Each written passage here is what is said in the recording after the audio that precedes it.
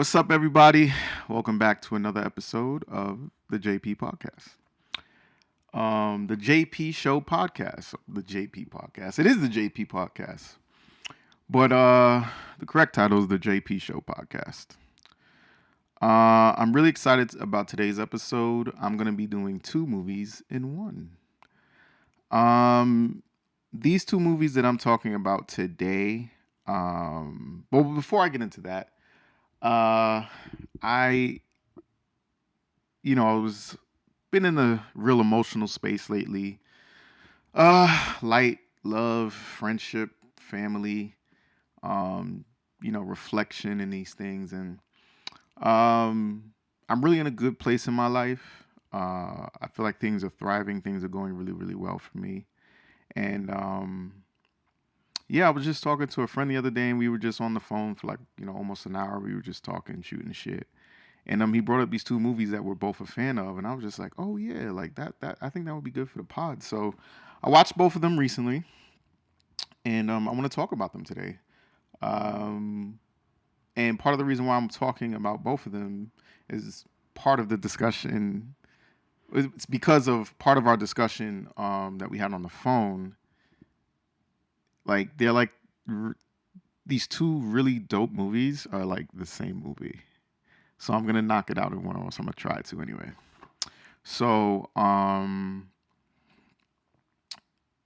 yeah, the two movies that I'm gonna be talking about are 500 Days of Summer and Don John, both starring one of my favorite actors, um, Joseph Gordon Levitt, JGL, as as he's known, or I don't know. That's just something that I've heard. But Joseph Gordon Levitt and his co-stars in 500 Days of Summer was Zoe Deschanel, and in Don John, the great Scarlett Johansson. Well, both of them are great. Oh, everyone a part of these projects were great. So, just breaking them down, um, and going back into the discussion me and my friend had, these two these two films kind of tell the same story about what I feel like, most guys, the average guy, we always, yeah, we tend to like be super focused and scud missile on this one girl or guy, don't matter. It doesn't matter, but like it just is that one person where like, oh, this is the one. This is the one. This person is the one. Um and shit just went left in reality. You know what I mean? Like our egos, expectations, and we really put our heart on the table too. And then if shit go left, it's definitely a lesson to be learned. And sometimes we do it more than once. We do it more than once. I just pointed to myself. Where it's just like, this is the one, and then like a few months, sometimes a few years later, you're like, what? And I can only speak from a guy's perspective, and I really understand the movies because I am a guy, I'm straight, and these two love stories are like I could just, yeah, I can relate. I can relate. So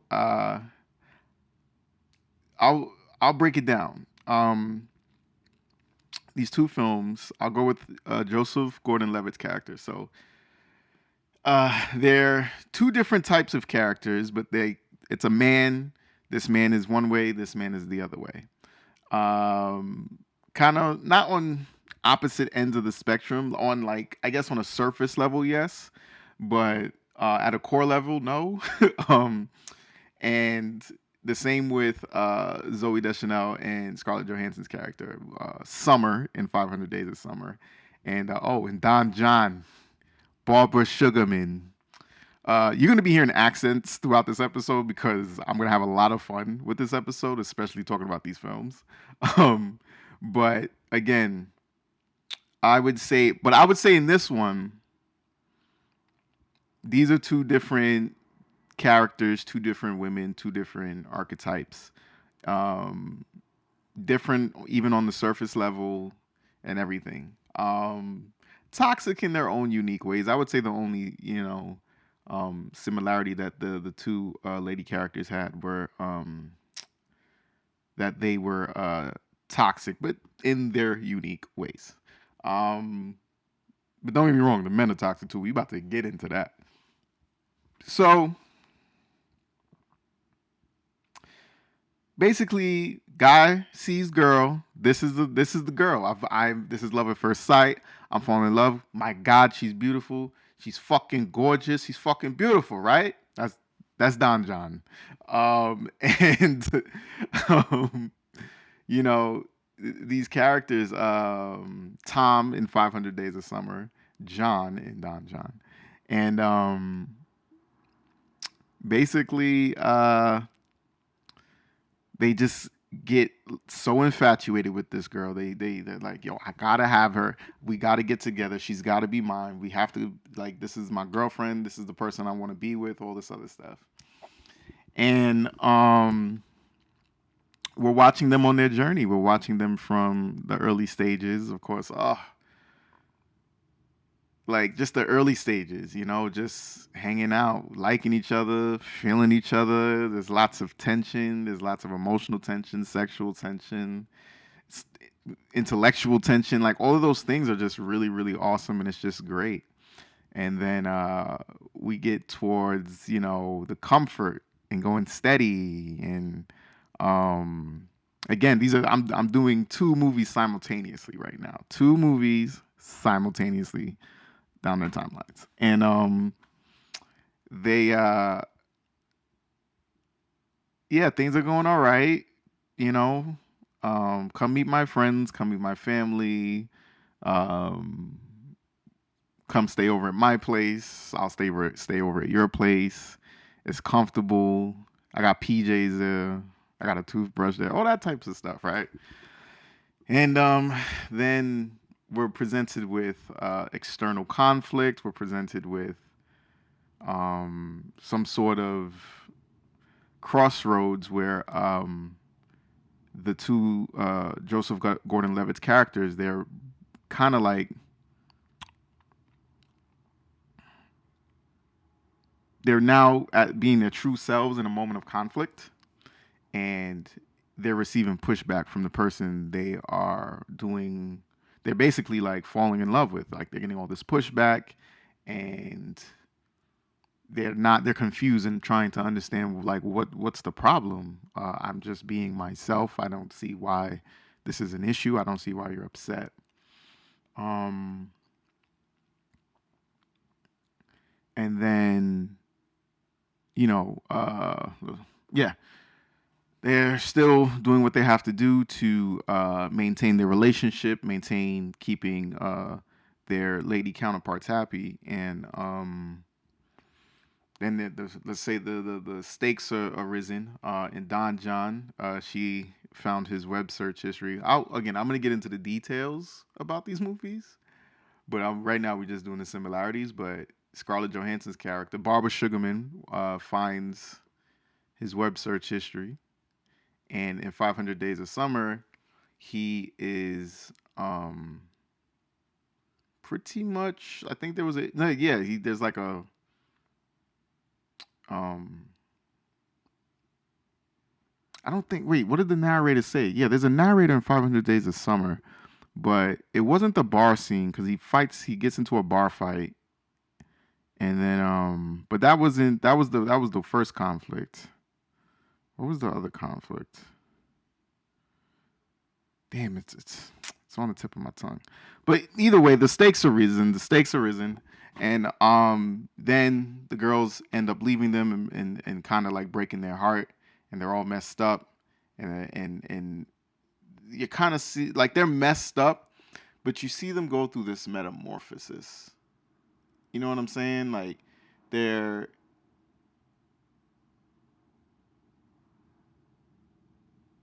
yeah, that's why I couldn't put my finger on it because 500 Days of Summer was kind of like all over the place. Like they were counting the days they were together. But um, yeah, like you're seeing these men go through their, I guess, their low point, which is the metamorphosis stage, because they're gonna come out, having to learn something, having to have grown, and um, yeah, you reach the end. They don't get back. They in both times in both movies at the end they go back to the girl. They meet up with the girl again. They have a conversation and they kind of confront them about like, yo, this was the issue. The stakes were risen when in 500 Days of Summer it just hit me. They had broken up and then he was all messed up and then they had reconnected and she invited him to some party and he had this was awesome in 500 Days of Summer. There was a split screen of his expectations and the reality. Great filmmaking because that is literally like what is real life. Like in our heads, especially as guys, we just like, it's gonna go like this. This is her apartment. This is her place. I've been here before. It's gonna go like this. Whatever. And it was just two different things. And then he saw the wedding. He saw the wedding band or the engagement ring, and he was messed up, bro. Like he was. I'd have been tight too. And here's the thing. I'm surprised he didn't notice it on the way in, but it is what it is. Um, but yeah, going back to they get to the end and they confront these girls and they kind of tell them like, hey, like I don't think that I was that bad, like for you to have treated me or broke my heart the way you did, like and whether there was acceptance, reconciliation or not, we knew that we watched the arc of these two men, these two characters, and I guess they were happy endings. They were happy endings. They were both happy endings in the movie. John was in a unconventional situation, but he was happy. He was happy. You know what I mean? There was someone there to add to his happiness. And Tom, he had elevated. He didn't, he quit his job at a job he didn't want to work at, and he, decided to focus on himself and pursue his career in architecture. And at the time when he's at a job interview, guess who he runs into? The new girl. Guess what her name is? Autumn. How awesome is that? So yeah, Joseph Gordon Levitt, just two great films. I like him as an actor.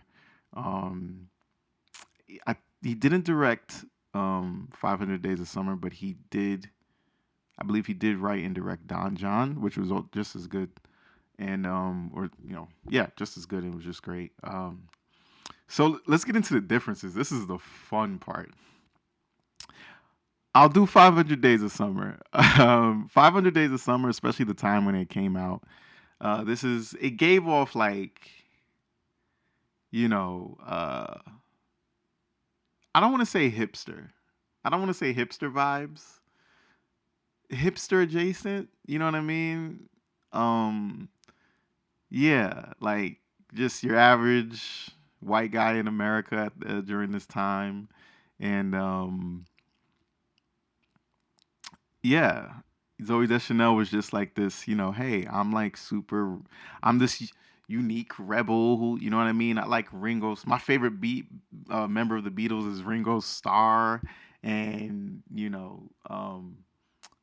yeah, she was just very open and honest, sometimes blunt.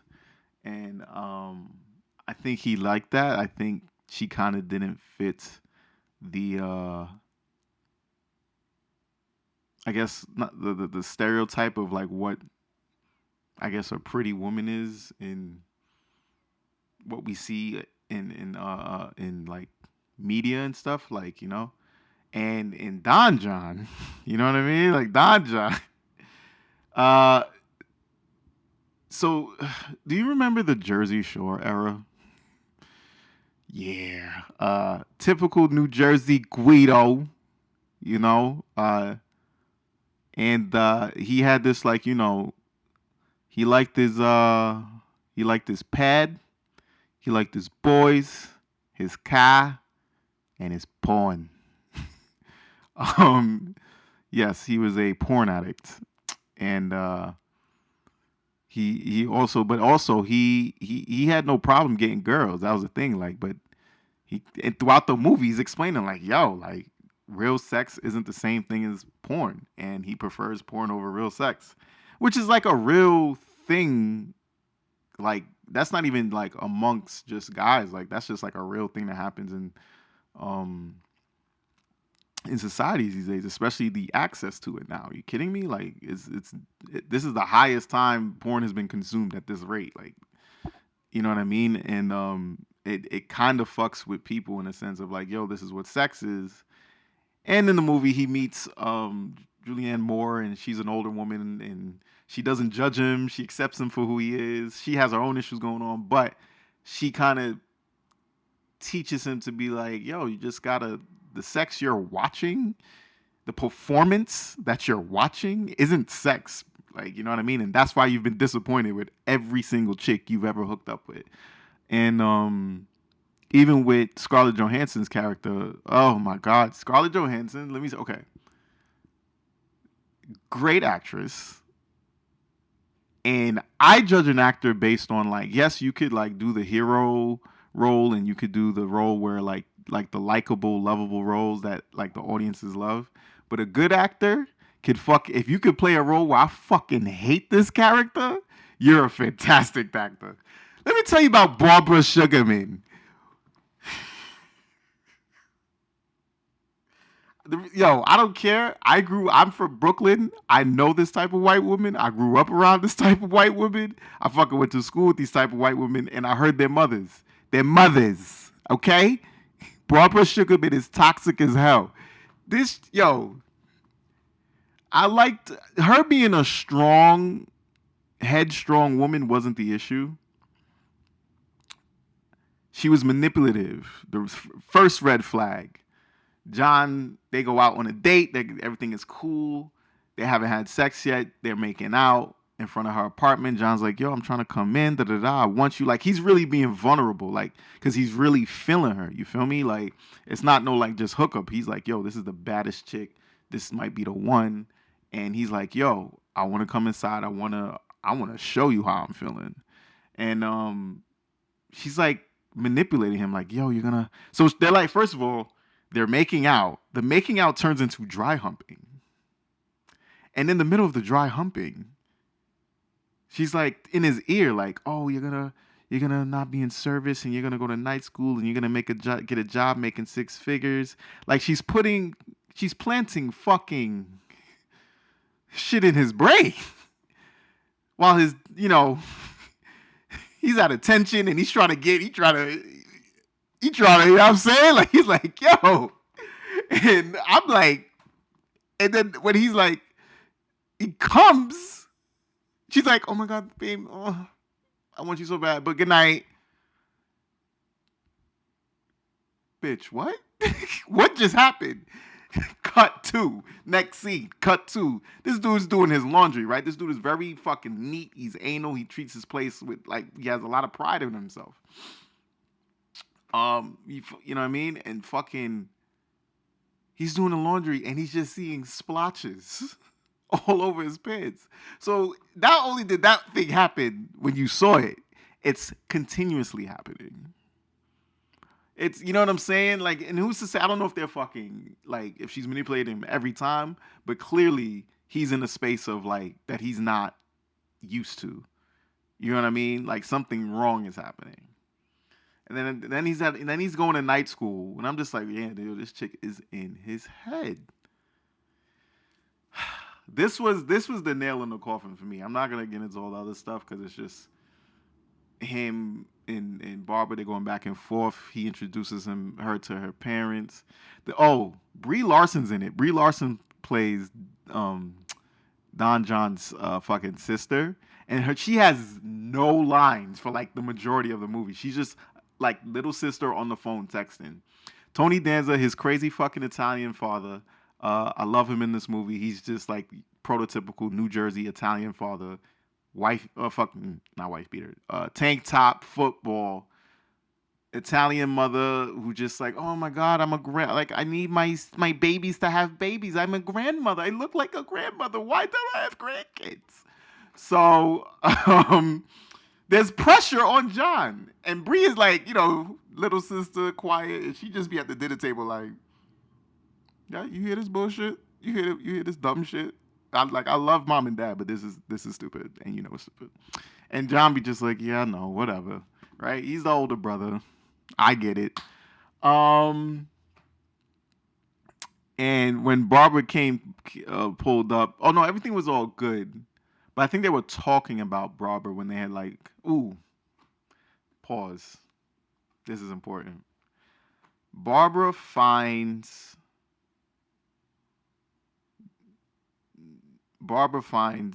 John. She catches John watching porn. John lies and gets out of it. You know what I mean? Should have never did that. Should have never did that. But she's being super judgmental in the moment. She's being super, you know what I'm saying? All this other stuff. John's doing his thing, whatever the fuck ever. He's going to night school. He meets Julianne Moore. She's, like older, supposed to be like this older, not as hot as Barbara, but who cares? She's like clearly more level-headed, more of a fucking human being than Barbara. Jesus Christ. I'm sorry. I just can't stand Barbara. And this is why I can't stand Barbara. The nail in the coffin for me, for Barbara Sugarman.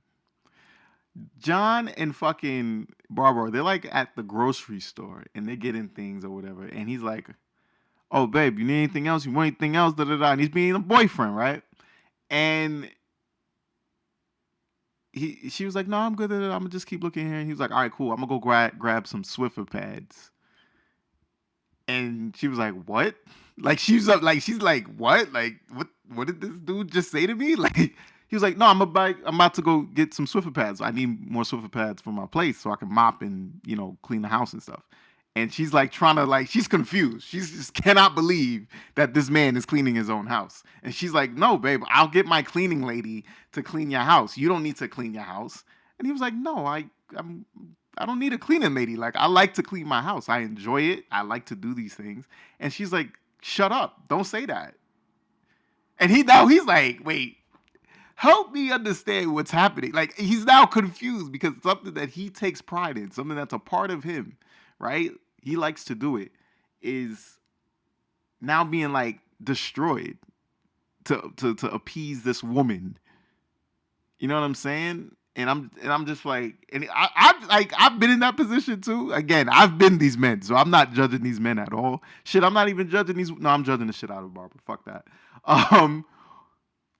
Yeah, like I don't understand. Like, why are you tripping? And he's like, why? Yeah, why is she tripping? Me and Don John are in the same. We here. Like, what the fuck is wrong with this shit? And she goes, that's not sexy. You're a man, and no man of mine is going to be cleaning and buying Swiffer pads, right? Like, just coming for his masculinity. Like, coming for that shit. Like, she know what it is to be masculine, number one. Two, why the fuck does it matter? It's not your place. You're not paying for it. You're not doing none of that except staying the fuck over. Like, it is not, like, it's just like, bruh, shut up. Like, that was the nail in the coffin. Like, yo, this woman is a fucking problem, bro. You gonna flip out at me in the grocery store because I want to buy Swiffer pads? Do you know how awesome Swiffer pads is? This is my fucking place. I got the Swiffer wet jet and the pads over there. I wish somebody told me not to fucking buy some Swiffer pads. Like, I fucking Swiffered the fucking kitchen yesterday. No, we not doing that. You don't get to decide. Like, it's little shit like that. It really be the little shit like that that's just like, no, you gotta fucking get rid of. You gonna flip out it. Like, what if I actually fuck up? What if I actually make a mistake? Or not even that. What if it's something bigger, something that I care about? Bigger than what the hell over some Swiffer pads. Like, seriously. Cut to Barbara Sugarman fucking finds his web search history. This dude, oh my god, yeah. And JGL definitely played into this character. Okay, this is like peak Jersey Shore era, and she goes into his computer violation. Why you going through my shit? Fine goes into his web search history and be like, "Yeah, you on 47 porn sites, and you told me you wasn't gonna die." He lied. He wrong for that. He wrong for that. You don't lie. Never lie. Like, no. But excuse me. But she had went into his web search history, and he's like confused. He was just like, "What do you mean history? Like history? Like?" She was like, "Are you serious? Do you not understand that these things? I could see what you've been." And he was like really dead, like, "Oh shit, that's a thing." Why they do that? Like, don't do that. Like, he's some New Jersey Guido that don't know shit. Like, why you do that, B? Like, wait, what? What? He was like, huh? You can. They like the website knows, like the computer knows when you get like websites you've been through. Like what? What are you talking about? What are you talking about history? What are you talking about? Like he was dead confused. Ah, comedy. Um, but she breaks up with him, and he's in a again. He's in it. He's fucked up. He's low. He's starting fights in the street, punching out car windows, hurts himself, and yeah, he's kind of just in this space. And then Julianne Moore, her character, she's in a fucked up place too, and I think that's what drew them to each other. They were both two people in, I guess, their low points in their lives, and they're just discovering new things about each other, and more so him than her. Um, but yeah, it's a great movie. Give that movie a watch. I didn't really talk that much about 500 Days of Summer. Yeah, 500 Days of Summer was more like cinematically stylized. Like, uh, definitely like I don't consider it. Was it an indie film? I'd say it was. It was all over Sundance and stuff. But yeah, 500 Days of Summer, man. That one, that one I would say is a little bit like because Don John, like,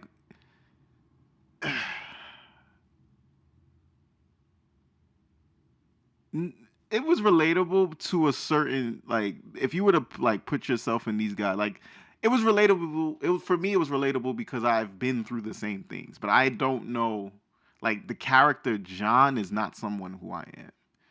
I would say I'm more similar to Tom Hansen than Don John in that sense, and I feel like most men are. Um, where it's like we're working jobs. Like John loved his job working in service. Like John was content with where things were.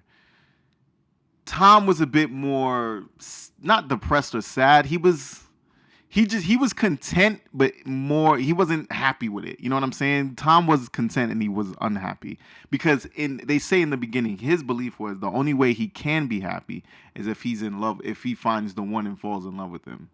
And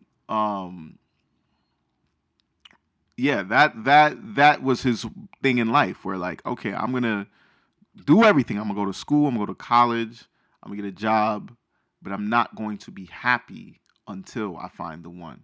And when I find them and we're in love, that's the only time I'll be happy. And that's what kind of like, okay, this is the starting point for this character.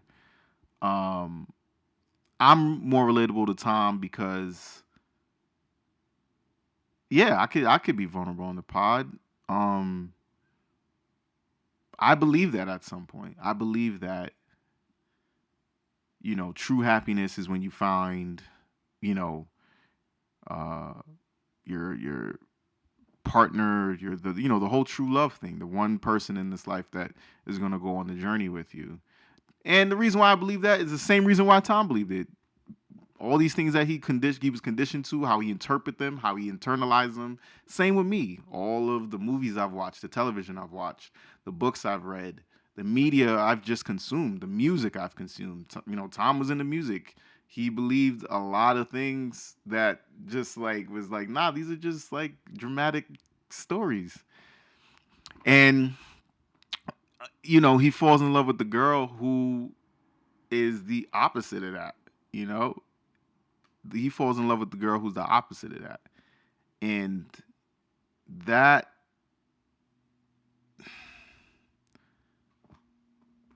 that I felt like is the thing that kind of drew them closer, but it was inevitably going to be the reason why they break up. And I feel like that was a journey Tom had to go on to elevate. And that's another thing with me where I felt like I've been in a relationship where I had to go through it, right? I was really so stuck on my beliefs through both of my relationships in some cases where I had to go through them to elevate. Each one that I've came out of, I've elevated. You know what I mean? I didn't get with them to elevate. That wasn't the goal. My goal was to be with them forever and ever. But it didn't work out that way. So I had to go through my metamorphosis to elevate. And that's really kind of like what I feel like. It's just something that I feel like we all go through in life. I don't know. Again, this is not exclusively for men. Like, absolutely not. Like, I'm sure women go through the same things. I don't know what that experience is like. I'll never know. But yeah, these are just really two great movies that display a character arc and a metamorphosis of a character or a person on the platform of a love story, which I think is really, really cool. And speaking of which, because I know I talked about The Notebook last episode, I am nearing the end. I'm still coming up with the final ending to my love story, my metamorphosis story. For my script, and I think because I didn't know what this pod episode was gonna be, I didn't know what movie I was gonna watch. But being that again, life is gonna life. The universe will present whatever you need in front of you. Not need, but want the thing that you want in front of you if you really want it. And I think these two films are definitely giving me a lot to add to my brainstorm about how I want things to end. Because the other day I was doing some pomodoros with a friend of mine, my best friend, and I really outlined how I want, because I did the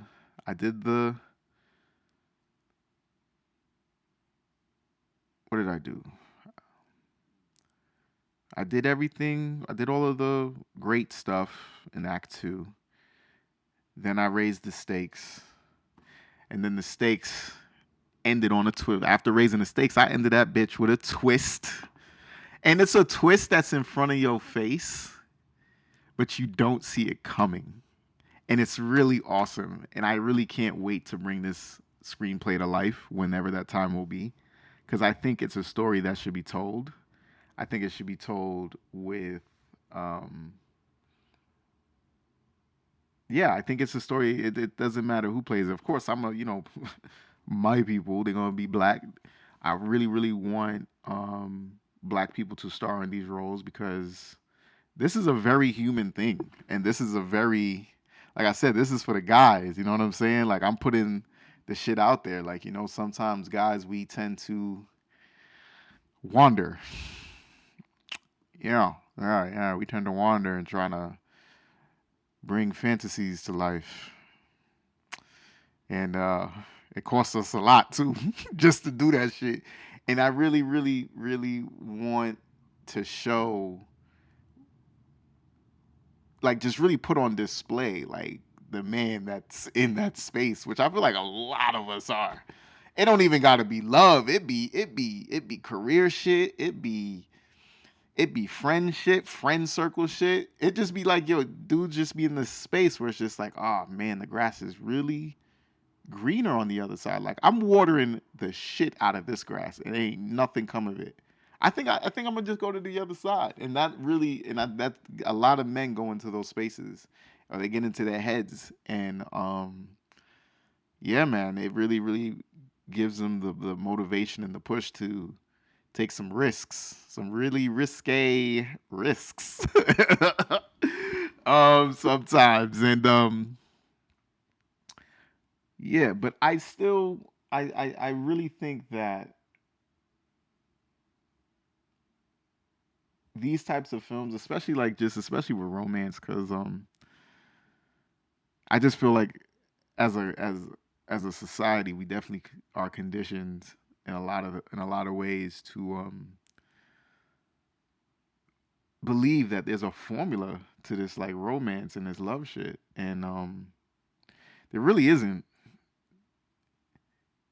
And what's crazy, I feel like we know there isn't, and we still just be going along like it is. You get what I'm saying? Like it's this like herd mentality when it comes down to this shit. Like we really consider the things that we've consumed, um, from media down to our communities and our environments that are around us, and the people we grow up with, or the people that were in our ears all our lives, and even down to today. Like we got we what would my friends think? What would my family think? And this and that, and the optics of things, right? How does this look? This look crazy. Da, da, da.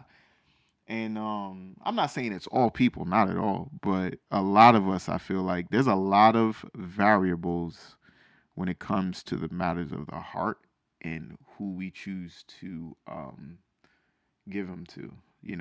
Whether it be a romantic relationship, friendship, sometimes even down to like family. Family's a tough one, you know what I mean? But it's it's one of those things where I feel like it's inevitable to have to go through certain emotional pain in this lifetime, in everyone's lifetime. Um,